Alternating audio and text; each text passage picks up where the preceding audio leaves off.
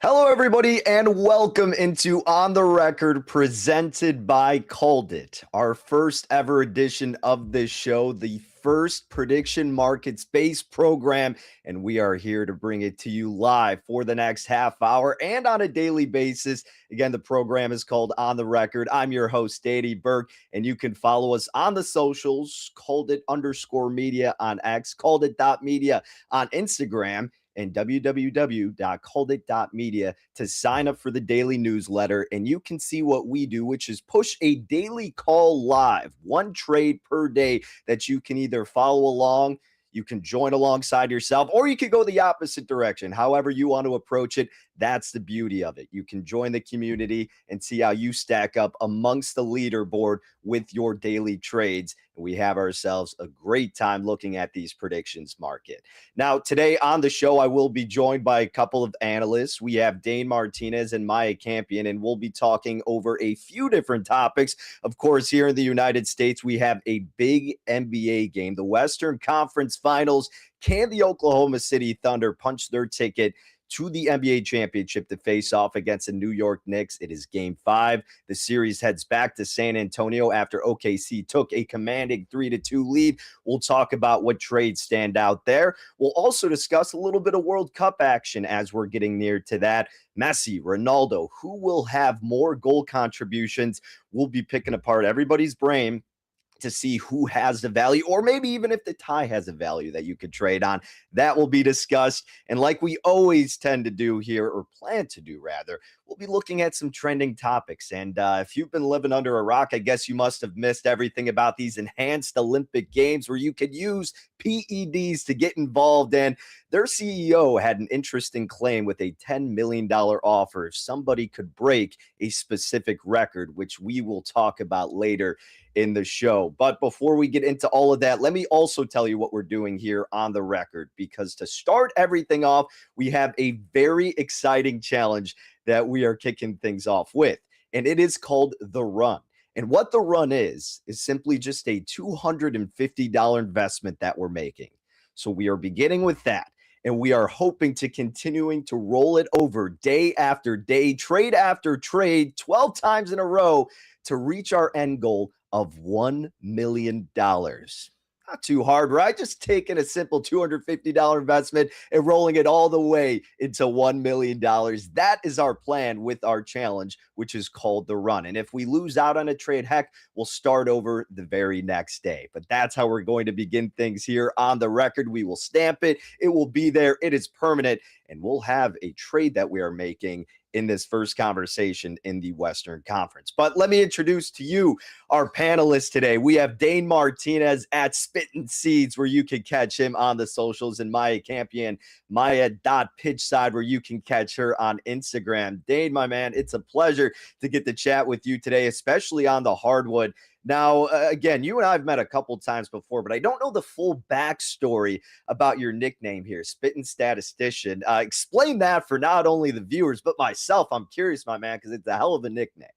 Yeah, sure, Danny. First of all, excited to be on the debut show here of On the Record. And the name The Spittin' Statistician has a couple of different kind of ways to play it, if you will. First of all, I love the stats. I came into this game from fantasy sports, but now when we're talking about sports betting, we're talking about prediction markets, you are taking the stats and applying it. But if you haven't noticed already, I talk kind of fast as a guy from New York, so we are continuously spitting those stats. And little known fact, Danny, in my younger days, I was actually part of a rap group actually spitting these bars. So you put it all together, and it is the Spittin' Statistician. Now, Danny, say it 5 times fast, and you can get down with the crew.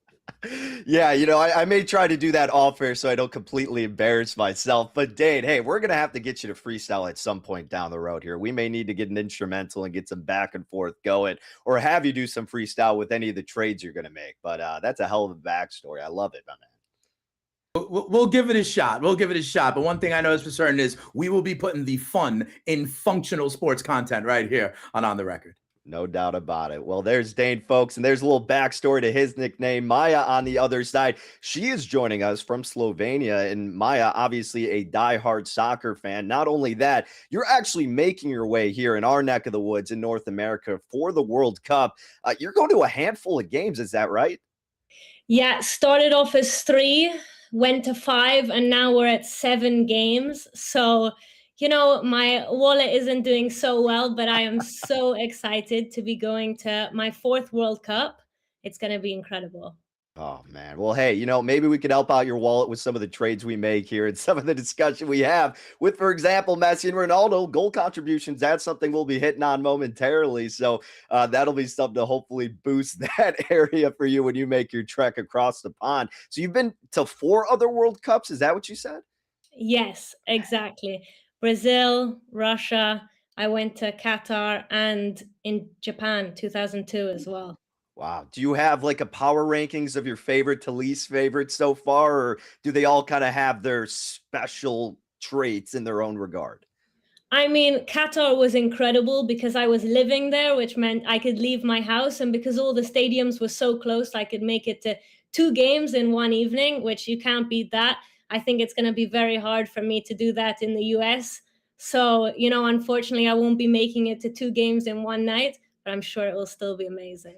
No doubt about it. That's incredible. Well, we're excited to see all the content you put together for this year's World Cup. Again, starting in about a week and a half or so here in North America, USA, Canada, Mexico, the 3 host nations. And of course, we will dive deeper into a conversation regarding the World Cup just in a bit when it comes to goal contributions in that market that's currently trading between Messi and Ronaldo. But guys, let's kick things off. Like we said, on the hardwood, huge NBA game tonight out in the Western Conference. San Antonio hosting Oklahoma City. The Spurs currently laying 3.5 on the spread, and it seems like in some areas maybe even trending down to a flat 3. But you can see at Kalshi right now, San Antonio 59% chance of winning this game, trading at 59 cents, and that translates to American odds of minus 161. The no plus 134 there. So then obviously if you're trading on Oklahoma City to win this game outright, it's plus 134 American odds, 41% chance, and then the no minus $1.61. Now we are certainly fixated here on the spread, and you can see San Antonio to win by over 3.5 points, trading at 50 cents, or coming out to minus 108 on the yes, the no minus 112 on the other side. Now, some notable things for this game, ladies and gentlemen, is the injury report, because that has been apparent the last couple of games for Oklahoma City, contributed to a loss the last time they were in San Antonio, but then they bounced back in a big way in Game 5 at home. AJ Mitchell will be out for this game once again. He's been a very meaningful contributor off the bench. He's been really facilitating out there, grabbing some boards, and can get some points when need be, especially in the series prior to this. But he will be absent. Now, Jalen Williams, the number 2 guy on their team, he's questionable right now. It appears he may be trending in the wrong direction. So keep that in mind when you're making your trades for this Western Conference Finals showdown. With that being said, like I mentioned here on the record and for Called It, we make one daily call. And that today, for the call, Called It has it listed that the San Antonio Spurs will not cover 3.5, meaning that we will be taking 3 and the hook. Called It will be with the Oklahoma City Thunder. Now, that's currently trading at 51 cents. However, Called It believes that it should be trading more so at 54 cents, meaning a 54% chance that the Oklahoma City Thunder, the defending NBA champions, can cover 3 in the hook. Dane, let's kick it out to you, my friend. You see the spread, 3 in the hook. We know that Called It is supporting the road underdog in this spot. Do you tend to agree, or do you think that the series may get that extension into Game 7? Yeah, so Danny, I'm glad that in the opening you said that we are allowed to go opposite of the call here, because that's exactly where I'm going to go. I believe the Spurs will cover this 3.5, okay, for a couple of reasons. First of all, none of the games in this series have been within the 3 points. So I'm forgetting about the spread. I think you're just picking the winner in this game. And that is such a small number that most games wind up playing the foul game at the end and then extending kind of beyond that 3 points. So I am disregarding the spread, and I am just is taking the winner here, which I believe will be San Antonio for a few reasons. One, Victor Wembanyama is coming off what most people say is his worst game in not only this series, but in the playoffs. He went 4 of 15 from the field. I don't think that is going to happen again. De'Aaron Fox also went 4 of 15 from the field. Those two guys combining 8 for 30. Those two guys combining to be 0 of 9 from beyond the arc. I don't think these things are going to happen. I think Wemby is going to have a huge bounce back effort, and that will help carry the Spurs to victory. The other thing is, you mentioned it, in game 4 in San Antonio, OKC put up something like 82 points. Yeah. And generally speaking, in these series, the home team have their role players play better. I think the Castles of the world, the Vassals of the world, the Champagnes of the world are going to play better. And we saw in game 5, a lot of the kind of others for the Thunder play really, really well. And I don't think we're going to see that again. Alex Caruso went 4 of 8 from beyond the arc. I don't see that happening. Isaiah Hartenstein with a double-double, including 15 boards. I don't see that happening necessarily. And then I think this series being back in San Antonio has something big for SGA. SGA in game 5 went 16 of 17 from the charity stripe. There has been a lot of talk out there around SGA and his flopping or getting calls, whatever you want to say about it. And I think that, you saw some of the fans out there in San Antonio literally with like Emmy and Oscar awards holding them out for SGA. I don't think he's going to get the benefit of these calls. And that brings me to the last point. The NBA has announced that Scott Foster will be the ref for this game. And many people know him as the series extender. I think you put that together, Danny, and maybe SGA won't get to the charity stripe as much. I think San Antonio shows up, bounces back, and extends this series to a game 7. Hey, put those tinfoil hats on, baby. Scott Foster stepping onto the hardwood. Gonna make it all about him. We have seen it one too many times in the past. And yeah, I think the NBA would be content seeing a great series between San Antonio and Oklahoma City going to 7 games. So Dane looking the opposite side of CalledIt's daily call. He's thinking that the Spurs not only win, but get a pretty comfortable cover here. Again, that spread right around 3.5. Maya, we know you are a diehard soccer fan, but we also know it's impossible for you to ignore some basketball action as well. When you hear Dane's synopsis on that game, on this upcoming game, on the series that we've seen so far, what we know from SGA, how he always tries to foul bait, is that going to be advantageous for them tonight? Or do you think because of the home crowd, San Antonio in the mix, that they can get the job done? I'm sorry for my first opinion. I have to go against Dane with this one. I'm with CalledIt Media. I think that he's right in saying that refereeing will play a role. We know SGA, he loves those free throws. He'll be hoping to get some of those. But I think that OKC will keep this really tight. We saw them get embarrassed in game 4, and they came straight back out and won game 5. And I think that we sometimes see Spurs struggling defensively, so OKC will definitely be hoping to capitalize on that. So for me, OKC losing by no more than 3, it feels realistic.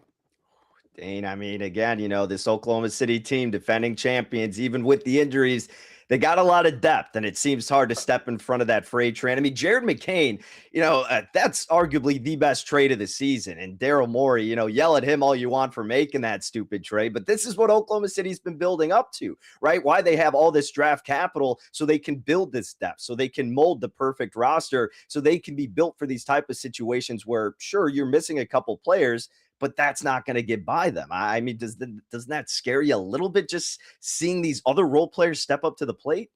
Yeah, I mean, I think the depth is a great point. The same as the depth of the Eastern Conference champion Knicks has been coming into play, to be sure, right? But when it comes down to it, I think big players show up in big moments. And while these others are definitely part of the equation, I think that the others are going to be outshined by Victor Wembanyama and what will be a huge generational game. The idea that Victor is going to go 4 or 15 again, the idea that Vic is only going to have, I think, 6 rebounds like he did in game 5. I cannot expect Wemby to have back-to-back subpar games, especially with his season on the line. And some people are saying that he is just kind of tired or, kind of physically spent based on kind of the grueling, kind of trial that is the NBA playoffs. And I don't agree. I think this kid is young. I think this kid wants all the smoke. And just like we saw in game one, Victor was on the bench watching the NBA give SGA the MVP award. And what did he do? He came out and had 40 and 20.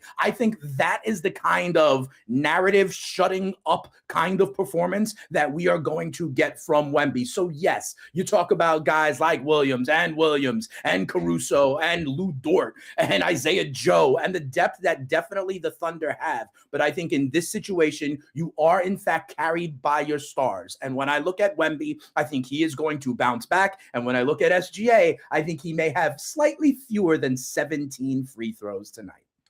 That would be an interesting market looking at SGA's free throw attempts. But Dane, another market that you and I were talking a little bit about before we actually went on air here revolves around Wembanyama, because over the last few games, it's ridiculous to see the lack of production off the glass from a guy who's on the better half of 7 feet tall, right? Trending more toward 8 feet tall. I mean, he has 6 boards, 8 boards, and 4 in his last 3 contests. Prior to that, he had 17 and 24 respectively. So it's crazy to see this drop off. And right now on Kalshi, 14 plus for Victor Wembanyama, 38% chance. So the yes coming out to plus 152. Is that something you would dabble with? I mean, is this just a massive correlation with not only his points, but his production off the glass as well? Yeah, I wouldn't be mad at that, Danny. Again, my narrative here is that we're going to get a big effort from Wemby, right? And so all of the things that are correlated to that. And here's the other part. I actually think that part of what the Spurs need to fix is Wemby is playing on the perimeter a little too much. Wemby is, shooting the threes a little too much. I think the Spurs are best when Wemby is in the paint for a number of reasons. One, you just can't stop him when he is in the paint. Secondly, if you're actually posting up, that gives Wemby a little bit of a chance. It sounds crazy to take a breather on the offensive side of the ball. And I think Wemby being in the paint helps the idea of the offensive rebounds. And that's really the cheat code for him to get to these high double-digit numbers that we are talking about, Danny, right? So I think with him a little bit closer to the paint, a little bit closer to the rim, I think in game 5 he had 1 offensive board. I think he is going to have far more than that, make his hay, get to double-digit boards. And quite frankly, Danny, the fact that in his recent games he's had such low numbers, I think that is just dragging down the number in a way that we can take advantage of and hop back over it here for game 6. That's such an excellent point that you brought up, because in the prior series against the Minnesota Timberwolves, Dane, my favorite bet that I was literally taking every single game was Victor Wembanyama under 2.5 3-pointers. Went up all the way to minus 180 in some regards. And it's because you should be letting this guy shoot threes. That's clearly his weakness. He's not going to be a prolific 3-point shooter, and there was value on it. And he hit it in about 8 out of 10 postseason efforts. Then coming into this matchup against OKC, it finally moved down to 1.5.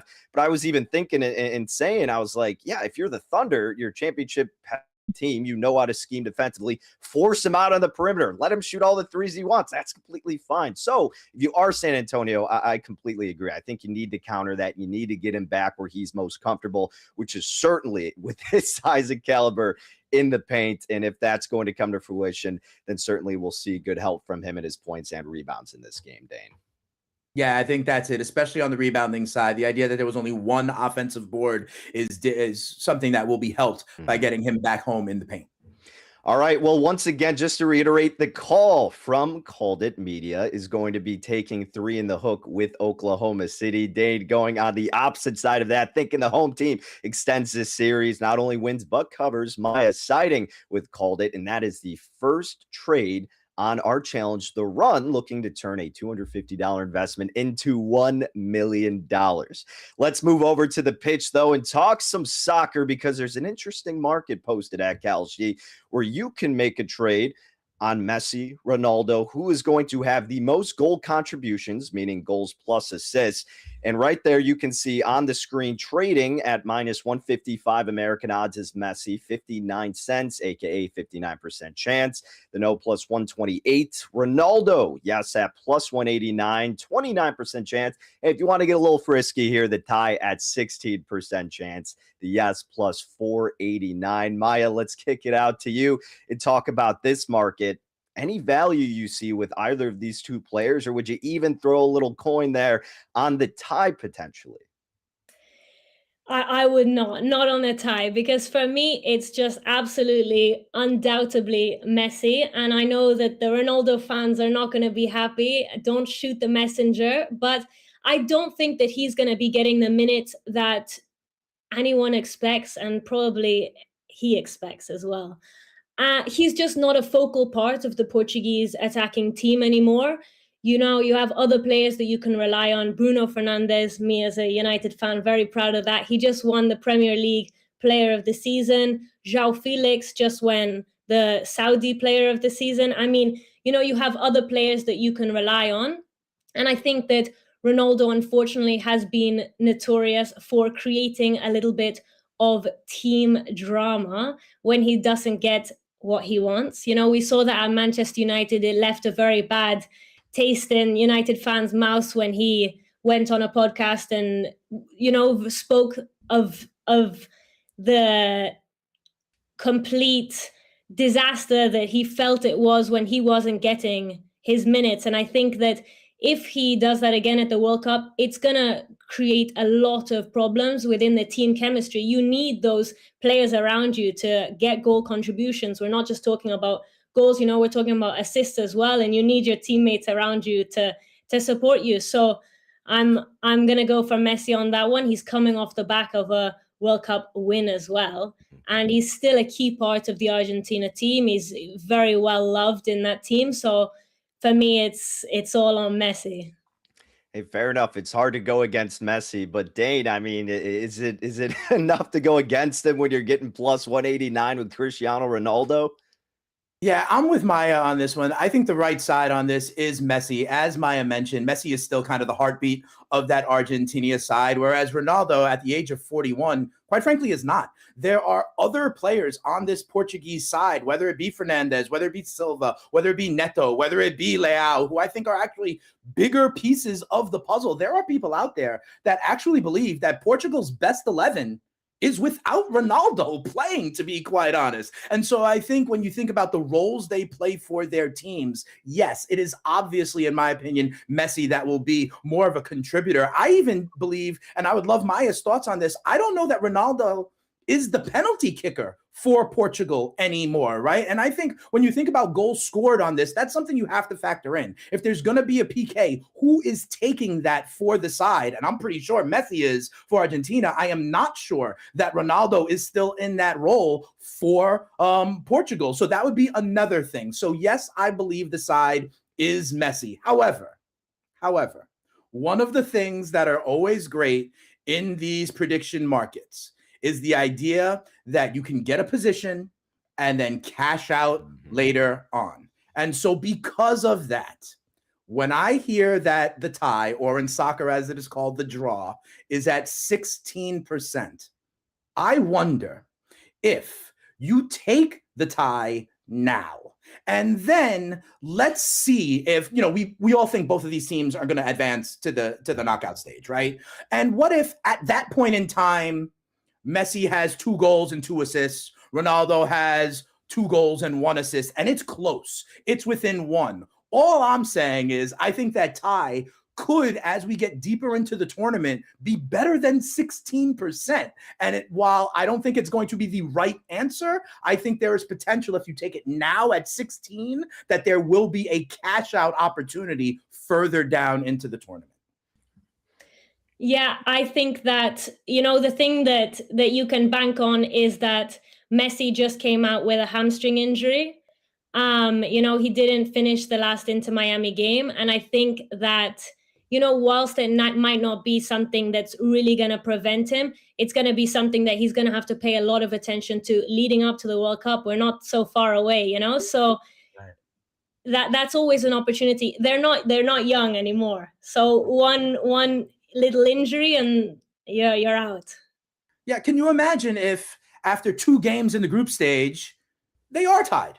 with like 1 goal and 1 assist each, right? And let's say Argentina and Portugal are both guaranteed to win their groups already and they get rest or they get subbed out or something like that. All I'm saying is there may be an opportunity where it is close or it is tied and the 16% all of a sudden is up to 33% or 37%, and it is an opportunity to actually cash out by getting the lowest kind of number now at 16% pre-tournament. I completely agree. I think that, that's what the beauty of the World Cup, that anything can happen. If I had to make a decision now, it would be on Messi, but you never know how these games can go. Well, Messi, 59% chance. And again, American odds come out to -155. Ronaldo on the other side, +189, or a 33% chance. And then, like we said, hey, if you want to invest now in the tie, perhaps cash out a little bit later, which of course is the beauty of these prediction platforms. +489 for the American odds, aka a 16% chance for Messi and Ronaldo to be tied for goal contributions. Again, that is goals plus assists. A long way to go through the tournament. So you'll have plenty to work with throughout that market and much more, which we will have covered here on the record going forward. What we may also be delving into perhaps down the line, guys, how about the enhanced games? Now, we always want to spend a little bit of time before we cap things off looking at some trending potential markets, even if it's not listed out there quite yet. But I'm sure you guys have been following along to some degree, maybe not watching it, but hearing about it. So it's the enhanced games. And basically, for anybody who's unfamiliar, it's these Olympic games that have been set up where athletes are allowed to use PEDs, performance enhancing drugs, and they're not going to be subject to drug tests. So it's kind of been making the rounds over social media the past couple of weeks. But the most recent news is their CEO, Maximilian Martin. He announced that there will be a $10 million bonus for any athlete who can break Usain Bolt's 100-meter dash world record at the 2027 Enhanced Games. Now, full disclosure, the record here, guys, is at 9.58 seconds. Not too shabby. So, Dane, first of all, do you think you could compete for this with or without PEDs? And is this something you may be interested trading on in the future?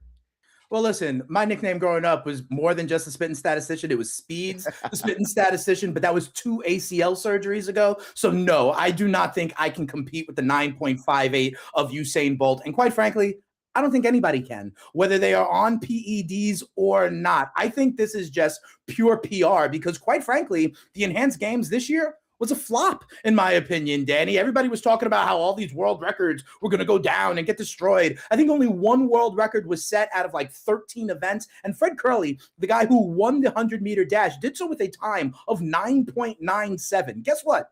9.97 would have finished dead last in the final of the last normal Olympic Games. So no, I don't think that anybody is going to break Usain Bolt's record. And I think this idea of putting out a $10 million kind of prize or bounty on this is just pure PR because they have to do something to remain relevant. They have to do something to still be in social media feeds because the first Enhanced Games was a complete flop. So no, I do not care about this. No, I do not think anybody's going to break the record because quite frankly, 9.58 is way, way low. And Usain Bolt will still be the king even after some PED runners. Maya, will the drugs help, or do you tend to agree with Dane here? Just a farce, just publicity, and no one will be able to achieve it. This 10 million is making me want to get out there and start training, And if athletes want to pump their bodies full of enhancement drugs, it's not my body that they're harming. And for entertainment purposes, I'm all for it. I think that, you can be on your high horse and say you're not going to watch it. But if that world record gets beaten, you'll be watching, you'll be searching it on Twitter, So will I respect it historically as a record? Absolutely not. I agree with Dane, Usain Bolt, he's just highly respected and he's an ultra athlete. So no one is going to beat that as a record. But will I be watching? Absolutely. I'll be watching. All right, fair enough. Hey, Maya's going out to the World Cup. She may be going out to the enhanced games at some point too. She's sold. Maybe. Yeah, wherever the entertainment is, hey, she's flying out there and she's locking in. We love it. That's Maya Campion, ladies and gentlemen. You can follow her on Instagram, Maya.pitchside. Fantastic content, NBA wise, World Cup wise, and with her thoughts on the potential for this enhanced game setup. And then on the other side, big shout out to Dane Martinez, folks. You can follow him at Spittin' Seeds on X. Again, he is going to be siding with the San Antonio Spurs tonight. But in case you missed it, CalledIt's daily call and our first leg of the run, our challenge to turn $250 into $1 million. CalledIt is going with Oklahoma City to cover 3.5, or also known as trading no on the Spurs to cover 3.5 at 51 cents. CalledIt believes that it should be trading more so at 54 cents. So that is going to be CalledIt's daily call for the Spurs not to cover 3.5 tonight. And for the defending national champions, to either keep it within 3.5 points or to win the whole damn thing outright and make their way to another championship title, potentially with the New York Knicks waiting out in the Eastern Conference. But folks, thank you for tuning into our very first edition of On the Record. Again, that is our daily call, and you can follow along with our daily call every single day. All you got to do is head to www.calledit.media, and you can check it out there. You can check out daily articles. All you have to do is sign up with your email. It's completely free. You don't have to pay anything. You just follow along with our trades. You can go the opposite direction. You can see how you stack up amongst the rest of our community on the leaderboard. A whole lot of fun here at CalledIt. Make sure to follow on the other socials, Instagram, CalledIt.media, and CalledIt_media on X. Myself at Danny Burke 5. We appreciate you all joining us. Can't wait for the next show. Until then, best of luck with all your trades and take care.